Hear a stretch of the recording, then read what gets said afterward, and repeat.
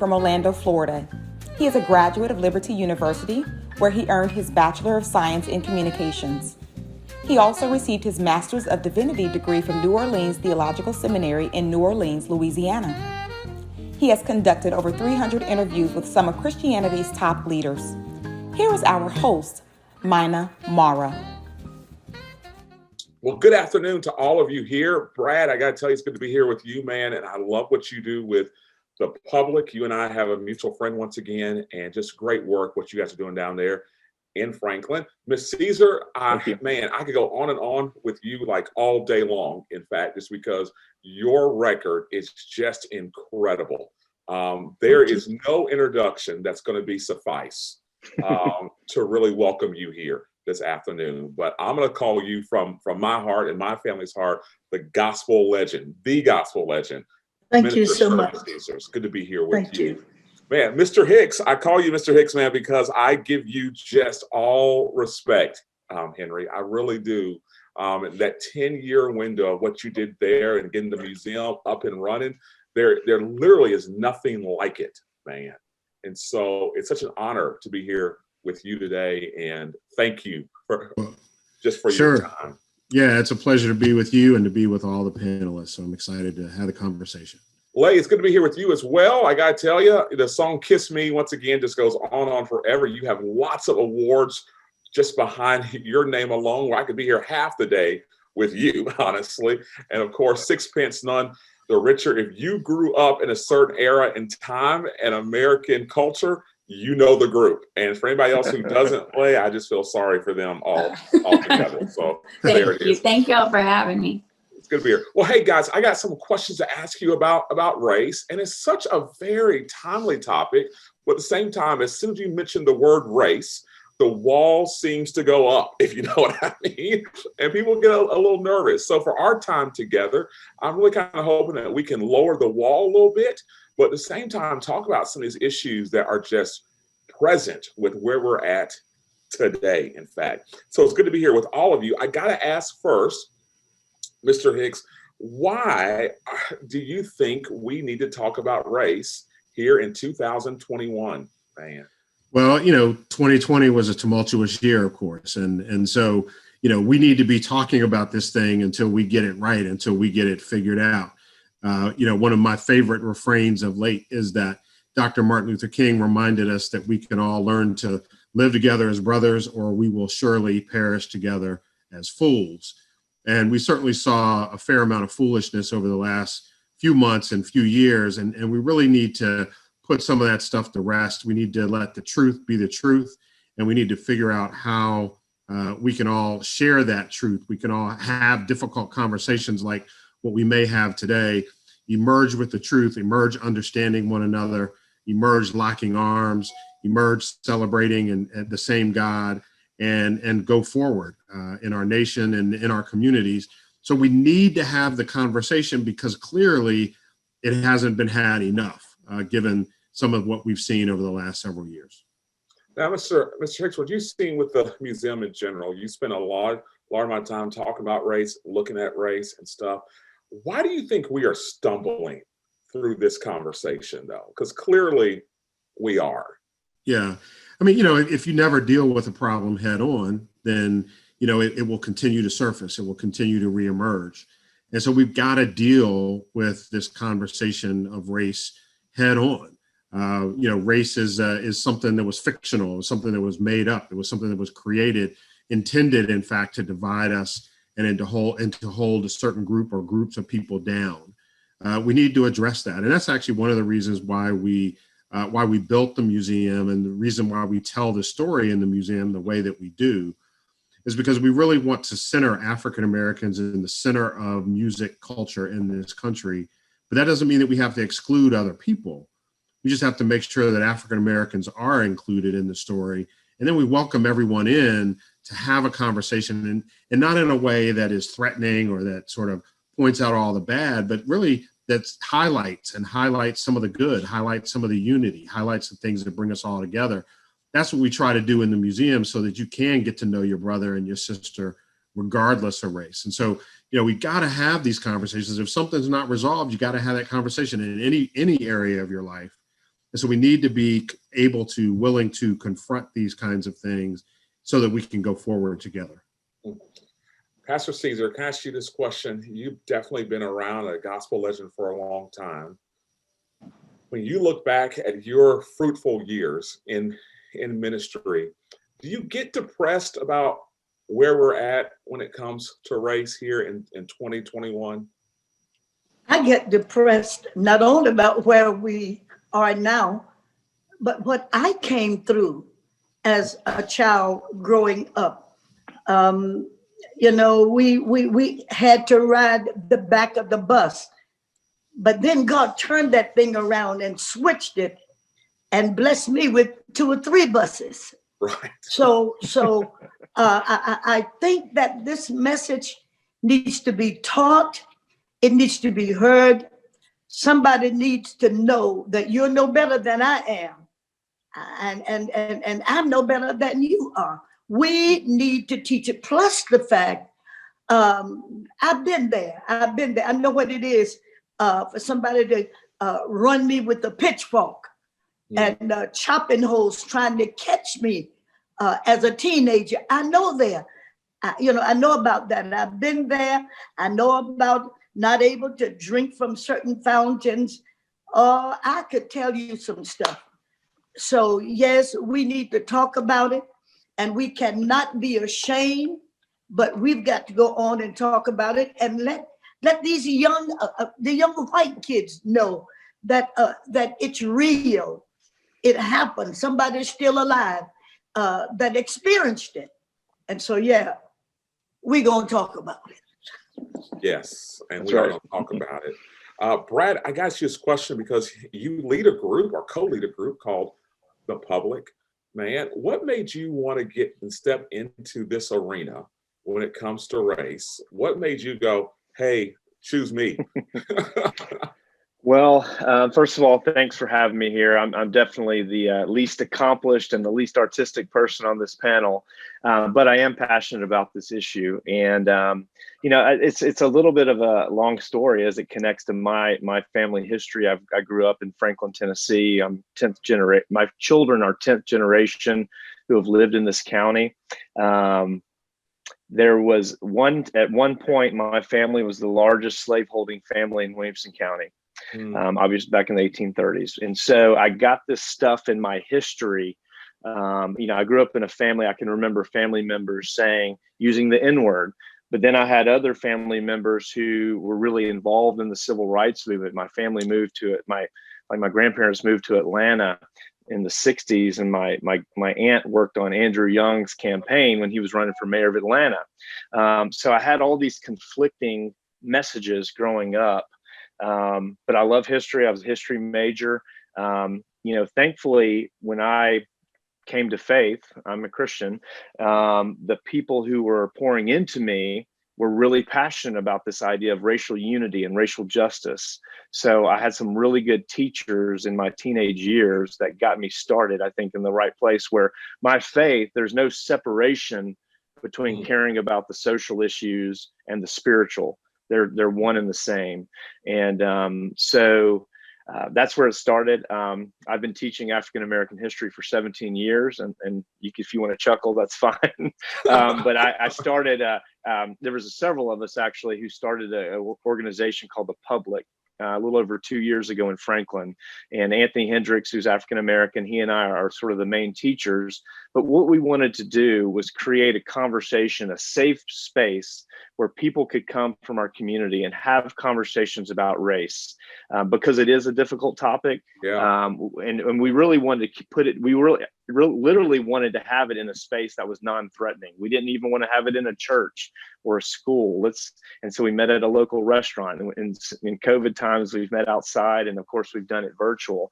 But we just realized so many people, quite frankly, there's a lot of white folks who are truly ignorant, okay, in terms of a lack of knowledge, and they don't understand or they haven't had to deal with it, but they wanted to talk about it, but there was no way to do it because we're so segregated. We miss each other racially. And so we were already going. And then last summer, when the George Floyd, and the other travesties and happened last summer, we were already sort of operating in this space. So people, it was like the scales came off the eyes of a lot of, especially white folks.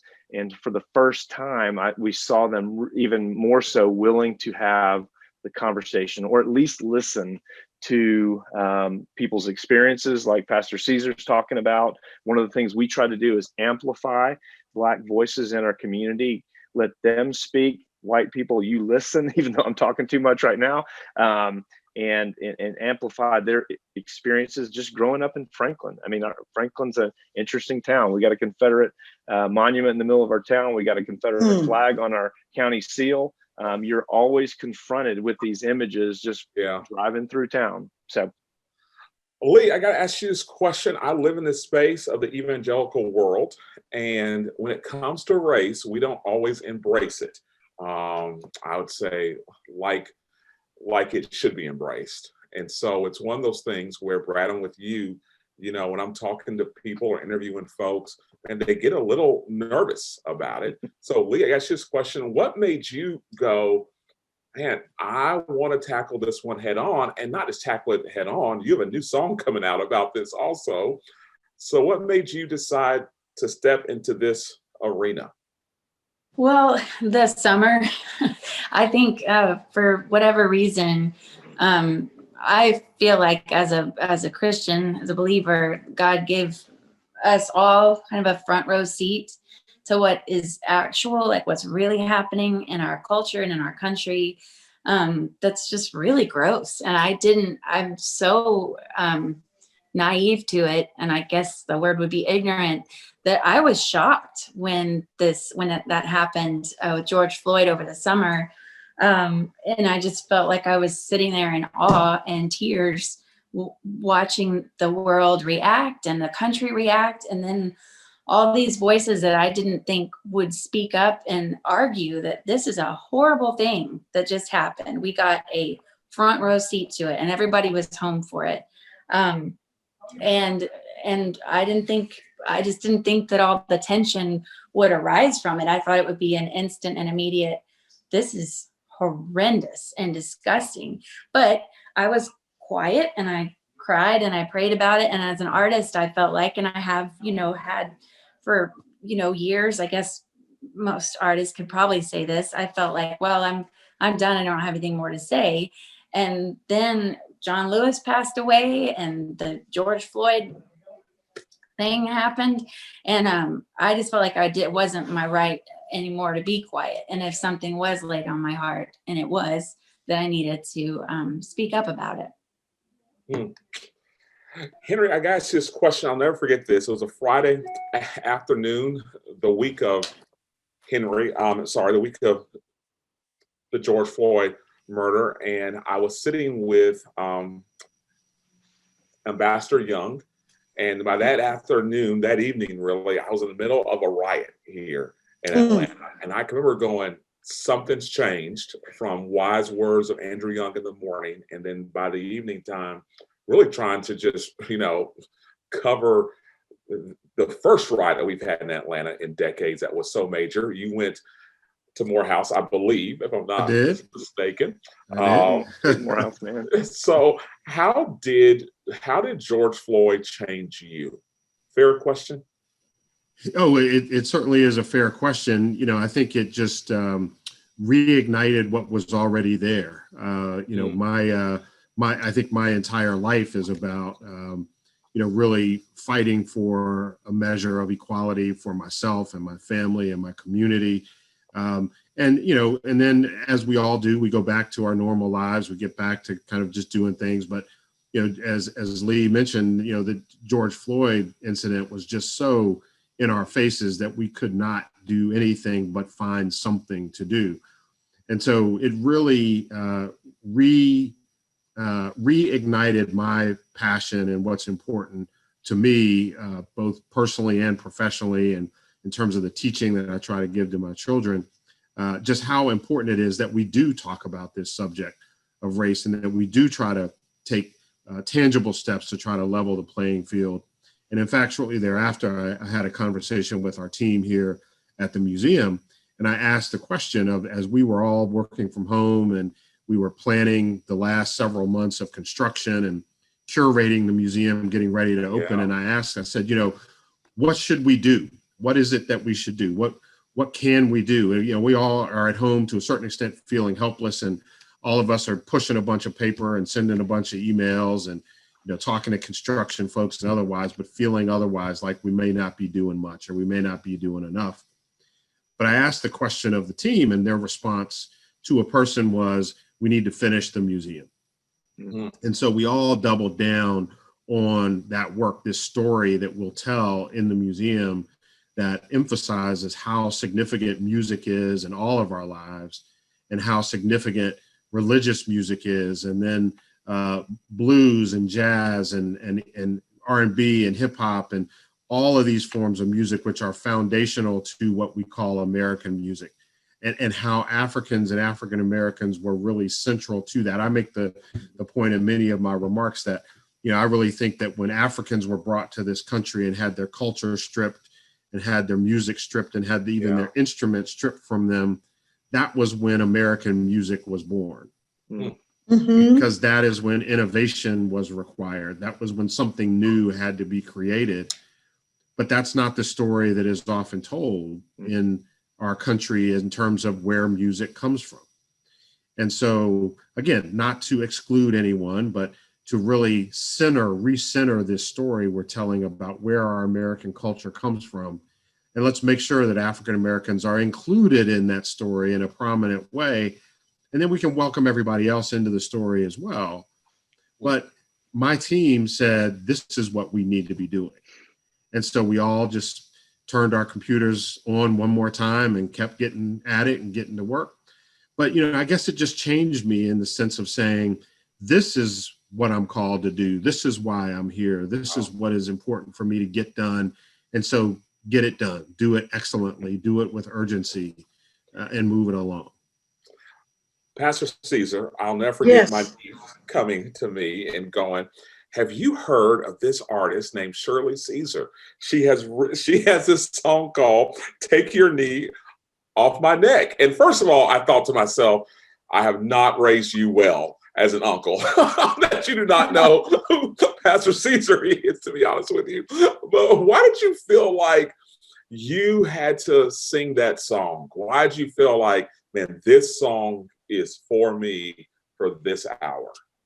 Well, my minister of music is a powerful songwriter. Some years ago, I think maybe about 10 years ago, he wrote the song Black Lives Matter, but it was like a ballad and all of that. I told him this time, I said, we're going for the jugular this time. I said, because we've got to let everybody know that we're going to be heard and that we are tired of seeing our young men be shot down. And now they've started killing the young girls, the young women, Brianna. And so I just felt that this message needed to be heard, especially also one day when I saw this policeman with his knee on the neck of George Floyd. I just thought it was so terrible. Never in my life had I seen anything like that. And then to witness that, America witnessed it, the world saw it. And I want to say to the young lady that that's why there was a riot, because this man did not care about there being a lynching in broad daylight. He didn't care about that. I don't know what it is that makes him think that they're so much better than we are. And for some reason, or really for no reason, should he have done that. 43 minutes. The young man, I guess by the time they got him up, his head was kind of wobbly. And he was laying there calling for his mother. And so I just want the world to know, yes, we're going to cry loud, and we're going to spare not. And we're going to let every race know that you're special. You're special. Not only just Black Lives Matter, but everybody's life is precious. You don't get but one. And not only am I a believer, I love the Lord, I'm saved, and I love the Lord. But I believe that when people mistreat you, no matter who they are, they're going to reap what they sow. And I remember saying in that song, and it won't be very long. And now, we're seeing so many things that's happening in our land, over the country, because for some reason we have been seen as less than, and that everybody's so much better than. Not so, not so. So when we wrote the song, when he came up with the song, I said, this is the song.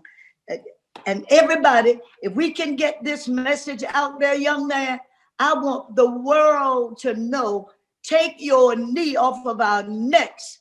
We are special, and we can learn. We are learning. Schools like Harvard is not just for white people, but it's for anybody who can do it. And I believe this with all of my heart. Take your knee off my neck, and I can show you better than I can tell you. Wow. Yeah, I would add, Black folks have been patient in this country for a long time of marching and sitting in and preaching and teaching and, loving my neighbor and that sort of thing. And we should continue doing all of those things. But, every now and then you get to a point where you say, you're going to pay attention to me today. Yes. May I just say this? We've got to, and I thank God for our dialogue today, but we've got to put feet to our dialogue, and let them know enough is enough. We're not taking it anymore. I'm tired of marching and waving my, no, enough is enough. And I want to thank you for this wonderful museum, and I've got some stuff for my little room, but I want them to know I've been there. I got to keep going back there. I know what it is to see ministers that were riding with us in the car. We were in South Carolina, and I fell asleep in the front seat of the car. And two of them, one man only had one leg, and he went into the store. This was early one Saturday morning, and a 15-year-old boy, well, maybe 17, but they jumped on him because he was young, and we'd been riding all night long. And they were they should have been home with their families, but they were in there playing checkers, doing something like 7 a.m. in the morning. And so we pulled in there to get gas. And so the young man got out of the car. He went in, and he said to the guy behind the counter, I'd like to have some peppermint candy, please. And so the man tricked him. He said, did you say peppermint candy? And the boy was yawning at the same time. He said, uh-huh. He said, did you say uh-huh to me, boy? He went down behind the counter. They thought he was going to come up with a gun. He came up with a hammer, and he beat the preacher. It was horrible. The man with the one leg tried to get out of the back door of this country store. And when he turned around, one of the men hit him in the mouth. And he said to them, now, we didn't have anything to do with this. So by the time he had walked around the side of the store and he looked, they were almost killing the preacher. Every time he would get up, he'd stand up. I'm talking about the preacher. They had a big oil drum. They'd pick it up and hit him in his head, and he'd fall. He'd get back up. And so, well, I'm asleep through all of that. I woke up and I saw all of this commotion. And we also had two missionaries that were sitting in the back seat. It was 6 of us, the driver, the man with the one leg, the young boy, the missionaries, which 2 of them, and 1 young man. And I tell you, I'm getting upset. I don't know if this is good for me. But when I saw all of this, I looked across the street, because here's the highway, and they're over there with their white shawl. And I said, girl, you better jump that ditch. And by the time they jumped it, some of the men threw a Coca-Cola bottle and hit them and knocked them in the ditch. I said, well, feet, let's go. I spoke to my feet. I said, y'all hear me? Let's pull. I crossed over and started running. See, because they didn't see me in the front seat. And I looked down behind me, and here they come with a grubbing hoe and another chopping hoe. And the boy that had been hit, because they hit him so hard until he about face ran out the door, ran across the field. They were so determined to kill that young boy until they got in their cars and traveled around the field to get to him. And he happened to see a black man out there early that Saturday morning raking leaves. And the man went in, got his shotgun, and took him up. I ran so hard, I ran past the Highway State Patrol office. When they found me, I was in this little city, sitting in an empty car lot. I panicked. So they must know that it does not matter who they are. You know, nobody, all men are created equal. Right. All men are. And so, you know, yeah, let's talk about this. It needs to come to the forefront even more so. I appreciate it, Pastor Caesar. You said something that just caught and grabbed my attention. Put feet to dialogue. And so, Brad, how do we put feet to dialogue? I've seen lots of marching. I've seen lots of protesting. But how do we really put our feet to the dialogue, man? Fair question for you?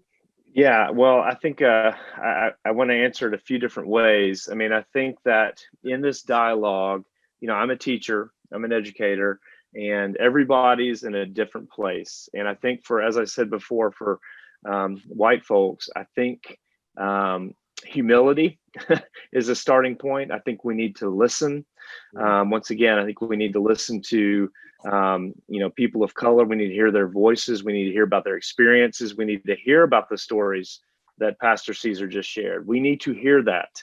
And it's not just something that happened, way back when, but, George Floyd shows us that still happens today. It'll happen. Emmett Till, that brought the consciousness of America. It opened people's eyes, but that wasn't the first time. That was the 101st, 1000th, 10,000th. Yes. And George Floyd is Emmett Till again. And so white folks need to humble themselves. To use Christian terminology, I think we need to repent, something I've done, and we need to listen. And then I think that part of the putting the feet, and I know, white folks also like to try to fix things, and we want to jump out in front and be saviors. And I think we need to slow down. Once again, listen. We need to educate ourselves, and we need to read. We need to learn about history. And I think, unfortunately, history hasn't always been told truthfully. And I think the first foundational point of history is we have to tell the truth. And the truth hurts, but it can hurt, but it also sets us free. And so, and I think those are all starting points. And then, maybe we need to become allies with our neighbors, with the people who live in our community, our African-American neighbors, and we need to walk beside and behind them. Let them lead us. And so that's a lot, but and once again, I think it depends on where you are in this process. Okay. So I think that listening is a starting point.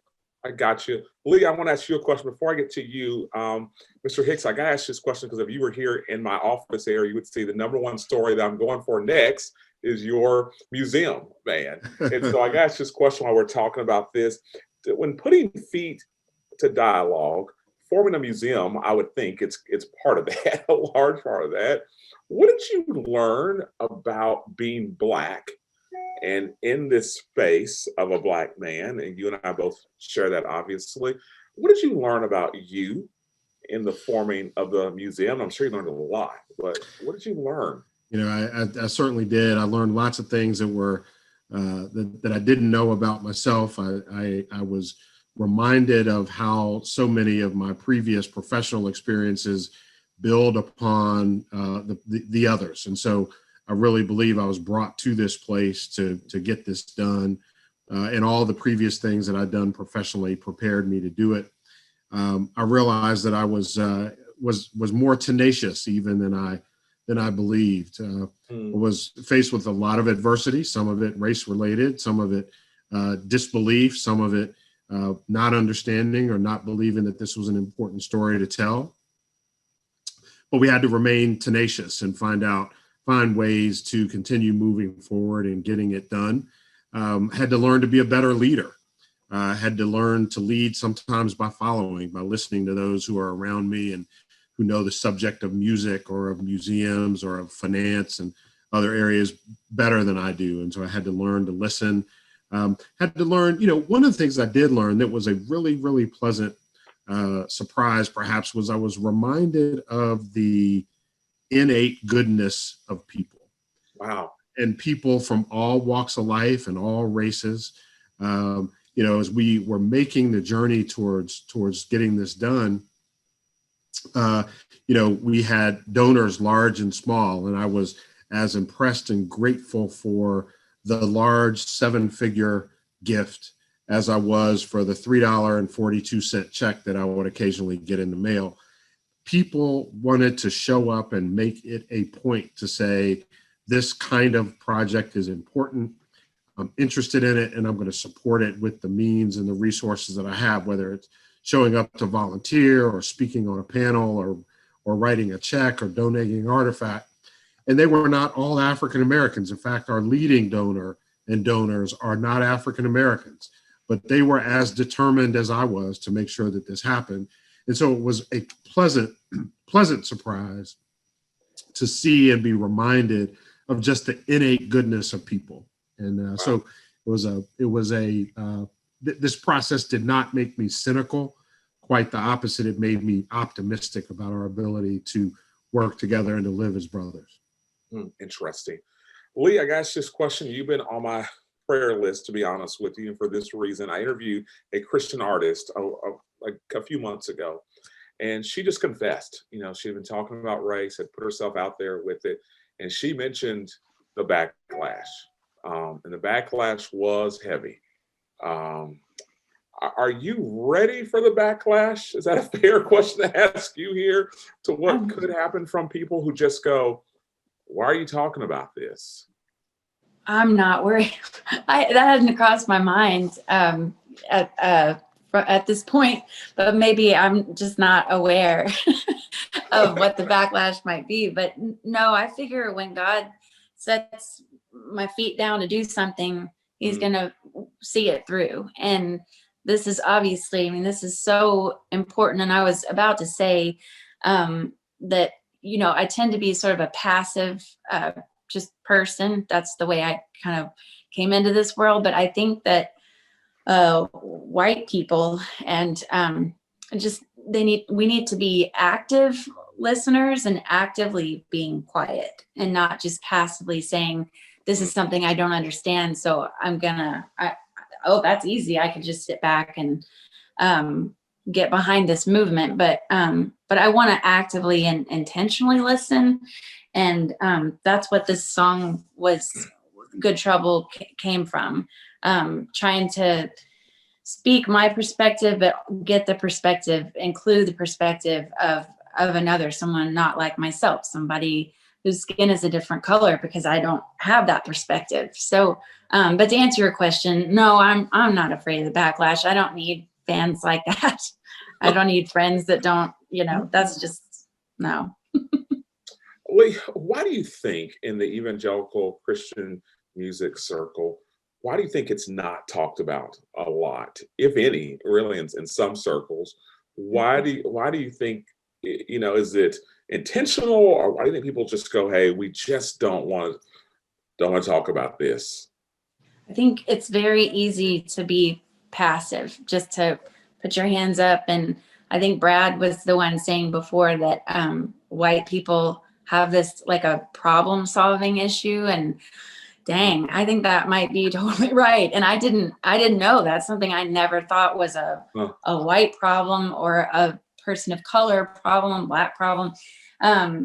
I just thought, oh yeah, I know I do. I like to jump in and say, oh, it's done. We fixed it. It's better. That's a trait, and I definitely have it. And so I think we just can't afford to do that. It needs to be intentional, quiet, and learning and reading a lot of stuff that I haven't considered is so I already learned. I learned something new just now about white people trying to fix things. And I think that might be a big part of that problem in the evangelical world is we don't have a problem. This is not an issue. And that's not true. Pastor Caesar, what do you say to people who say, man, all of you guys have large platforms. You can influence lots of people and lots of things. What do you say to people, Pastor Caesar, who go, it's just little old me. There's nothing that I can do. Does a regular person, I'm using their words, do they have the platform, and can they make a difference? Yes, they can. And of course, I've heard that said. In fact, maybe I may have said it too years ago, but no more. I found out that God has given me a platform with my church, with my ministry, and with my singing. And I can use these platforms, if you will, to let them know that racial equality was supposed to have ended January the 1st, 1863. I believe that what's going on is that even though we were freed, we had no place to go.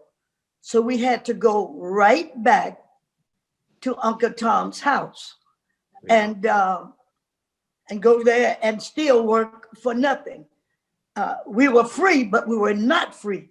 So in my sermons and in my songs, I'm going to do everything that I can to try. And in fact, there are a few white people that belong to our church that comes to our church. And when she starts talking, she starts putting white people down. I don't want her to do that. Just see things and call it for what it is, and just love us without seeing color, because it's not all about skin, it's about sin. And so see us and love us because, we know how to love, we know how to forgive. Now that's one thing that Black people know how to do. We know how to forgive. And my brother, because of this freedom that Abraham Lincoln gave us, it started even before then, because on December the 31st, the very first watch meeting, now New Year's Eve, we have like a watch night. Are you familiar with that? Yes, I am. Yes, watch night. And so December the 31st, 1862 was the first watch meeting service as slaves gathered in churches that emancipation, well, they were really waiting to hear the news as to whether or not the Emancipation Proclamation had been signed. And when they signed it at 1 minute, 1 stroke past midnight, they found out that it was signed. My God. Then that's when we began to praise God. And so 12:01 a.m., January 1863, all slaves supposedly were set free. And so I just think that today we are growing feet. This conversation today with you, we're growing feet. And we're not marching, but somebody's going to hear this, everything that we're talking about. And they're going to come to know that Black lives do matter. When I think about Trayvon Martin and George Floyd, here it is, Oscar Grant, Ahmaud Arbery, Sandra Bland, Breonna Taylor, Freddie Gray, Jordan Davis, Sean Bell, Philando Castile. Listen, all of these young lives, they'll never have a chance to see their children. Many of them didn't have children. They were cut down in the prime of their lives for nothing, no reason. My question is, how would you feel if somebody would come up on your porch and just start shooting? How would you feel, Mr. Policeman? It has happened to us. Enough is enough. And I just think that we are growing feet today, and that dialogue like this must continue until they really come to know that we're special and that we've got little sons, 4, 5, 6 years old, and they're growing up. And we don't want them to end up in prison. We want them to live long after I've closed my eyes. I want to see these young kids, these girls and boys, grow up and be doctors and lawyers like Kamala, you know, the girl who is a vice president now. We've got more of that. We have more of that in our future if they'll just let us live. Well, I agree. Hey guys, next to last question for each of you. But Leigh, before I get to my last question, you've written this great song called Good Trouble. I've heard it all weekend long, gearing up for our time together here.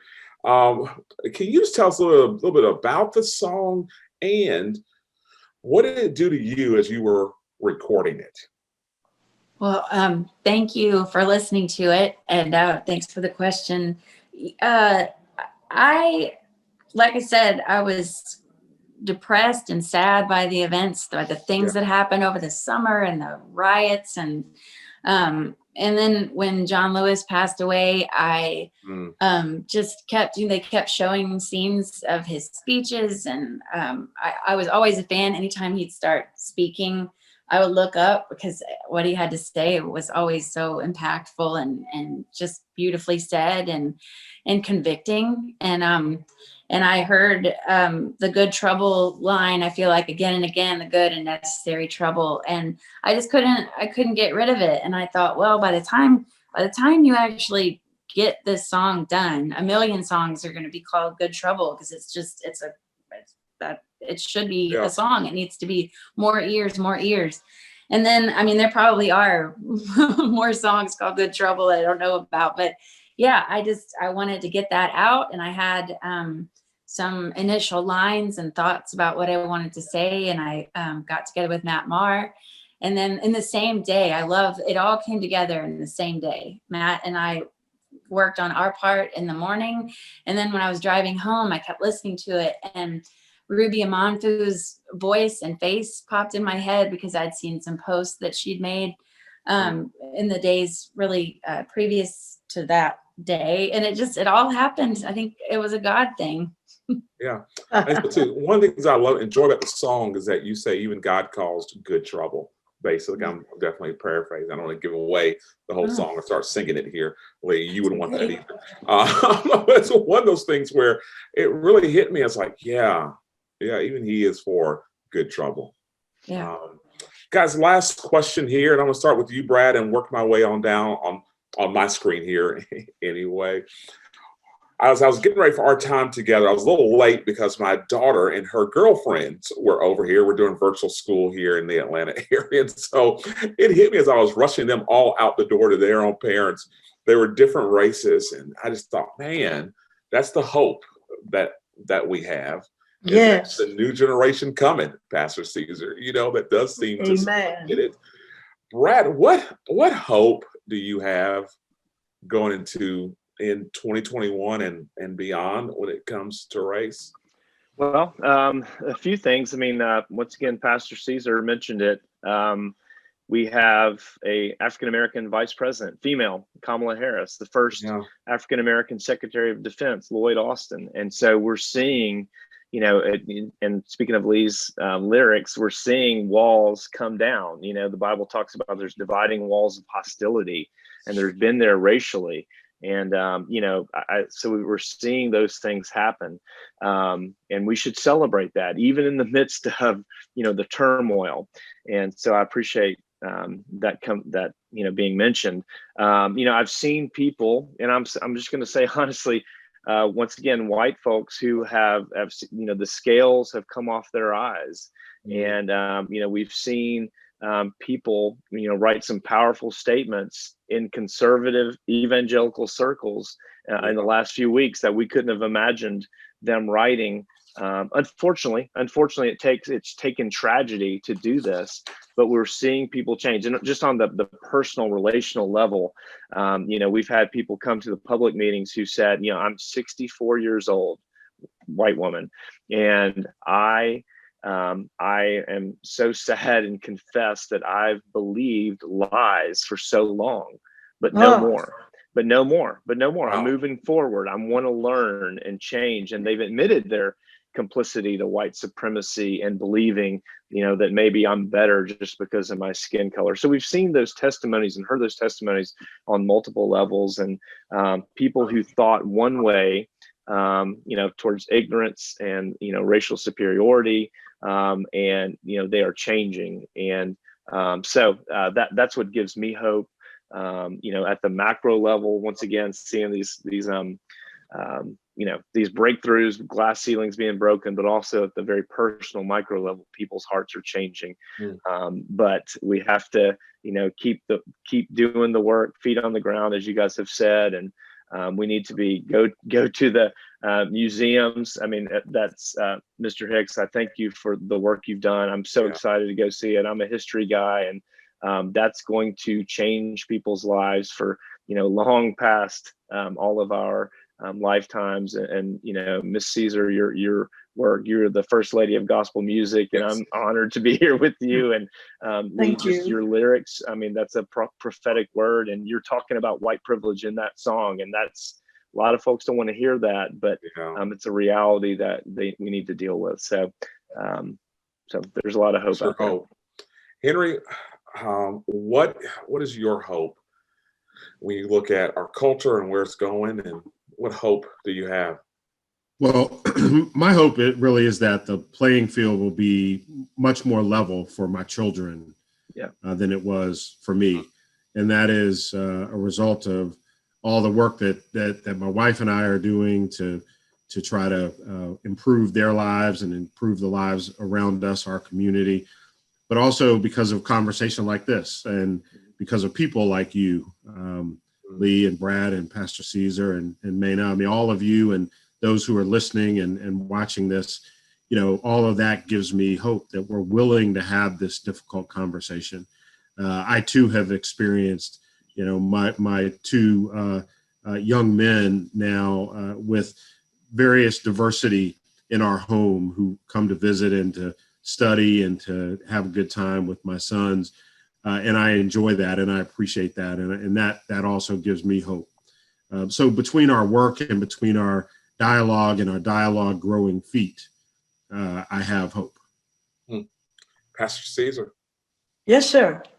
I want to learn that song, Good Trouble, because I'm going to sing it.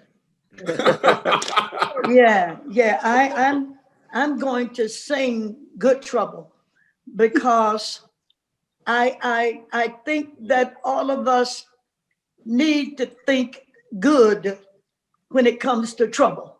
The only way out of it, number one, is we've got to change our thinking. And I pray for me. I pray for me because I don't ever want to be prejudiced. Because what I feel is what I feel. I feel that they are good and bad in every race. And I want to be the good that will help to righten the wrongs of the bad, no matter what race they're in. And so I'm thankful to God, because you are beginning something here that's wonderful.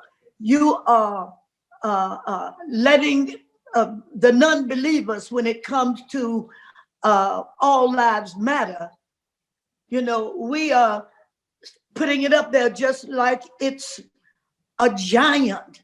And we're letting them know that we love you, you love me. You pray for me, I pray for you, and watch God change things. And here again, we got to put feet to our prayers too. Talk is cheap, okay? And I hope I didn't run everybody off. I see you, young man, and I was glad, when you said I'm a Christian. But I love the Lord, and I love you too, my son. I love everybody, I just want to make sure that we can get more, because if one can chase 1,000, then two can put 10,000 to a flight. If we can get one white young man, young woman, because they are more apt to believe that we're not the only race, or that we're the main race, and blah, blah, blah, blah. And so if we can just get one, and let that one tell another one, and another, and another, and another, then they will come to know that that we're special to the kingdom too. Okay? They really can. Leigh, you get the last word on this one. What hope do you have for the future? Pastor Shirley Caesar. No. Wonderful. I'm like all of preaching. you guys are. Thank you so much for this is my hope. Like everybody's been saying, this conversation, and the fact that people are, like you said, you're gonna let's get it out on the table and talk about it. Period. Yes. Couldn't be more hopeful. I agree. I agree. I got to tell you, when they asked me to do the hostess, I said, man, you guys must be thinking of somebody else, because to spend time with each of you has just been exciting. I just want to thank you personally. It's an honor, a huge honor. Pastor Caesar, my mom did not believe me on this one, but we're going to take pictures later to prove this one.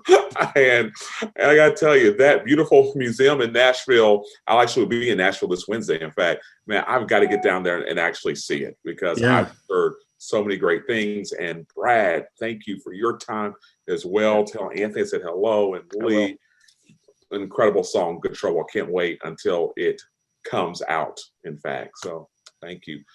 Well, hey guys, I think that ends our time here. I thank each of you, seriously. Pastor Caesar, I gotta ask you this question. All right.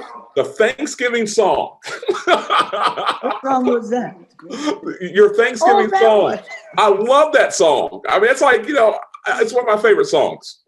But it's not a song. I was just, No, that's what's so funny about it.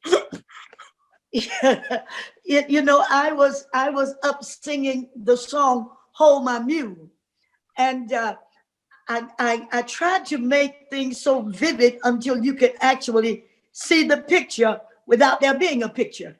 And so when I got to the part, look, I said, I got beans, green potatoes, beans, green potatoes, tomatoes, ham, ram, hog, dog, chicken. and really, it's not a song. It's not a song. Hold My Mule is actually the song. But that was it. Well, all I know is every Thanksgiving we are singing that song in our home, and so it's one of those deals where it's our favorite family song, and so Wow. Thank every you. Thanksgiving is kind of one of those things where we have it playing, and so I just want to thank you for that because it brings so much joy to our home. Thank you. I mean, it Well, really does. we're going to have a Black History Month virtual concert. Are you really? Yeah, it's going to be off the chain. February the 28th. I cannot wait. I'm writing that down. And Mr. Hicks, once again, I wish I could turn my screen around here. You're number one on my list, man, to interview. And so if I reach out to you, I have your email address. Is that okay? Absolutely. To do that. I actually saw you on CBS this morning, got a little jealous of Anthony who was interviewing you. I was like, great. We'll make it hot. We'll make it hot. We don't need any jealousy. We'll make it hot. I appreciate it. Now, here is a special One Voice Initiative premiere of the song Good Trouble by Leigh, Nash, and Ruby Amanfu.